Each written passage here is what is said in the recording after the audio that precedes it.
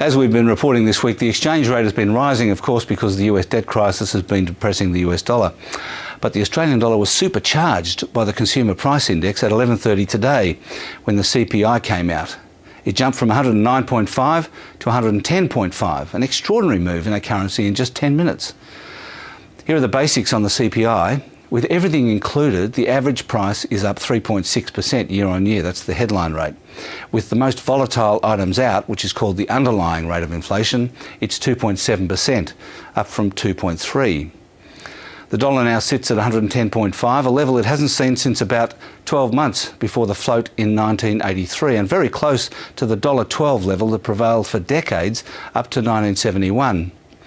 And of course, the other factor supporting our exchange rate is the debacle over the US debt ceiling. And this is the best way to show the collapse of the US dollar. Most other big debt-laden currencies are falling as well, like the euro and the yen, but not the Swiss franc. So this chart gives a true picture of what's happening to the US dollar, and it ain't pretty. And on the subject of consumer prices, there's one bit of good news. According to CommSec, women's shoe prices are going down like stiletto heels in mud, and they're now at their lowest level since 1988. The local share market fell today because investors don't like a rising currency.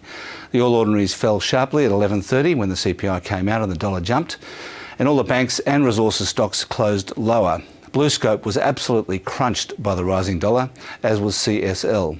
Around the world, Wall Street fell as the Washington Roosters continued to play chicken. There was talk of another downgrade of Greece's debt, so the Athens market fell, and Asian markets were patchy.